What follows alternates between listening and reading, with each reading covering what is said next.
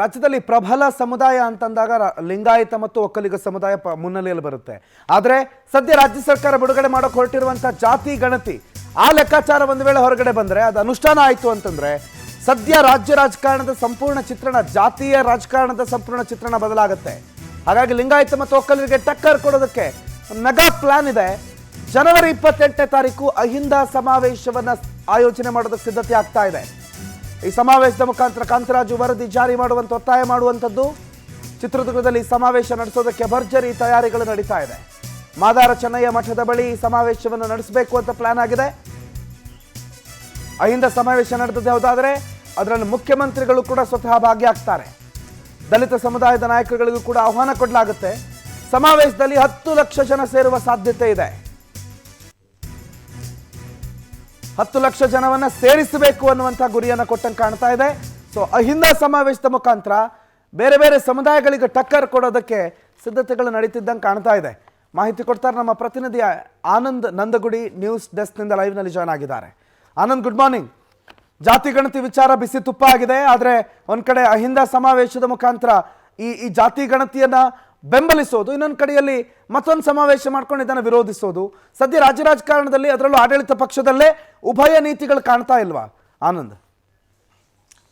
Good morning ಪ್ರಣತ್. ಪ್ರಮುಖವಾಗಿ ನೀವು ಹೇಳಿದಾಗೆ ಖಂಡಿತವಾಗ್ಲೂ ಕಾಂಗ್ರೆಸ್ ಪಕ್ಷದಲ್ಲೇ ಜಾತಿ ಗಣತಿ ವಿಚಾರವಾಗಿ ಜಟಾಪಟಿ ಶುರುವಾಗಿರ್ತಕ್ಕಂಥದ್ದು, ಭಿನ್ನವಾದಂಥ ಒಂದು ಸ್ವರಗಳು ಕೇಳ್ಪಡ್ತಾ ಇರ್ತಕ್ಕಂಥದ್ದು.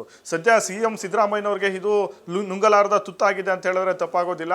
ಒಂದು ಕಡೆ ಪ್ರಬಲ ಸಮುದಾಯಗಳಾದಂಥ ಒಕ್ಕಲಿಗ ಮತ್ತು ಲಿಂಗಾಯತ ನಾಯಕರು ಬಹಳಷ್ಟು ಒಂದು ವಿರೋಧವನ್ನು ವ್ಯಕ್ತಪಡಿಸ್ತಾ ಇದ್ರೆ, ಮತ್ತೊಂದು ಕಡೆ ಅಹಿಂದ ವರ್ಗದ ನಾಯಕರೆಲ್ಲರೂ ಕೂಡ ಒಗ್ಗಟ್ಟಾಗಿ ಶಕ್ತಿ ಪ್ರದರ್ಶನವನ್ನು ಮಾಡೋದಕ್ಕೆ ಮುಂದಾಗಿರ್ತಕ್ಕಂಥದ್ದು. ಜನವರಿ 28ನೇ ತಾರೀಕು ಚಿತ್ರದುರ್ಗದಲ್ಲಿ ದೊಡ್ಡದಾದ ಒಂದು ಸಮಾವೇಶವನ್ನ ಮಾಡೋದಕ್ಕೆ ತೀರ್ಮಾನವನ್ನ ಮಾಡ್ಕೊಂಡಿದ್ದಾರೆ. ಹಿಂದುಳಿದ ಶೋಷಿತ ವರ್ಗಗಳ ಒಂದು ಮಹಾ ಒಕ್ಕೂಟ ಅಂತಲೂ ಕೂಡ ಅದಕ್ಕೆ ಒಂದು ಹೆಸರನ್ನ ಇಟ್ಕೊಂಡು ಅಹಿಂದ ಸಮಾವೇಶ ಮಾಡೋದಕ್ಕೆ ಪ್ರಮುಖವಾಗಿ ತೀರ್ಮಾನವನ್ನ ಮಾಡ್ಕೊಂಡಿರ್ತಕ್ಕಂಥದ್ದು. ಎಲ್ಲೊಂದು ಕಡೆ ಒಕ್ಕಲಿಗ ಮತ್ತು ಲಿಂಗಾಯತ ನಾಯಕರಲ್ಲೂ ಕೂಡ ಆತಂಕ ಇದೆ. ನಮ್ಮ ಒಳಪಂಗಡಗಳನ್ನ ಜಾತಿ ಗಣತಿ ವರದಿಯಲ್ಲಿ ಸೇರಿಸಿಲ್ಲ, ಮುಂದೆ ಸಾಮಾಜಿಕವಾಗಿ, ಶೈಕ್ಷಣಿಕವಾಗಿ, ರಾಜಕೀಯವಾಗಿ ನಮಗೆ ಅನ್ಯಾಯ ಆಗಬಹುದು ಅನ್ನೊಂದು ಆತಂಕನೂ ಕೂಡ ಇರ್ತಕ್ಕಂಥದ್ದು. ಈ ಕಡೆ ಅಹಿಂದ ವರ್ಗದ ನಾಯಕರು ಕೂಡ ಕೆಲವೊಂದು ಒತ್ತಾಯಗಳನ್ನ, ಹಕ್ಕೊತ್ತಾಯಗಳನ್ನ ಇಟ್ಕೊಂಡು CM ಸಿದ್ದರಾಮಯ್ಯನವ್ರಿಗೆ ಸಮಾವೇಶಕ್ಕೆ ಬರುವಂತೆ ಆಹ್ವಾನವನ್ನು ಕೂಡ ಕೊಟ್ಟಿದ್ದಾರೆ. ಆದರೆ ಸಿದ್ದರಾಮಯ್ಯನವರು ಸರ್ಕಾರದ ಭಾಗವಾಗಿ ಆ ಒಂದು ಸಮಾವೇಶಕ್ಕೆ ಹೋಗ್ತಾರೋ ಇಲ್ವೋ ಅನ್ನೋ ಒಂದು ಸ್ಪಷ್ಟತೆ ಇನ್ನೂ ಕೂಡ ಇಲ್ಲ. ಆದರೆ ಸುಮಾರು ಒಂದು 10 ಲಕ್ಷ ಜನರನ್ನ ಸೇರಿಸಿ ಅಹಿಂದ ಸಮಾವೇಶವನ್ನು ಸಕ್ಸಸ್ ಮಾಡೋದಕ್ಕೆ ಈ ಎಲ್ಲ ನಾಯಕರು ಒಂದು ಒಗ್ಗಟ್ಟನ್ನು ಪ್ರದರ್ಶನ ಮಾಡೋದಕ್ಕೆ ತೀರ್ಮಾನವನ್ನು ಮಾಡ್ಕೊಂಡಿರ್ತಕ್ಕಂಥದ್ದು. ಪ್ರಮುಖವಾಗಿ ಇಲ್ಲಿ ಅಹಿಂದ ವರ್ಗದ ಜನಸಂಖ್ಯೆ ಹೆಚ್ಚಿದೆ, ದಲಿತರ ಜನಸಂಖ್ಯೆ ಹೆಚ್ಚಿದೆ, ಮತ್ತೆ ಜನಸಂಖ್ಯೆಗೆ ಅನುಗುಣವಾಗಿ ರಾಜಕೀಯವಾಗಿ ಮತ್ತೆ ಶೈಕ್ಷಣಿಕವಾಗಿ, ಸಾಮಾಜಿಕವಾಗಿ ಪ್ರಾತಿನಿಧ್ಯ ಸಿಗಬೇಕು ಅನ್ನೋ ಒಂದು ಒತ್ತಾಯವನ್ನ ಇವರು ಮಾಡ್ತಾ ಇರ್ತಕ್ಕಂಥದ್ದು.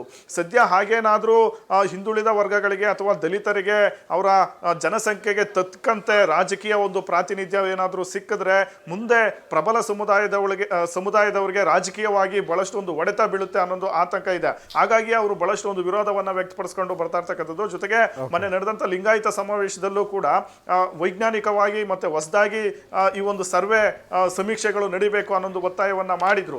ಆದ್ರೆ ಈ ಕಡೆ ಅಹಿಂದ ವರ್ಗದ ಜನ ಬಿಡ್ತಾ ಇಲ್ಲ.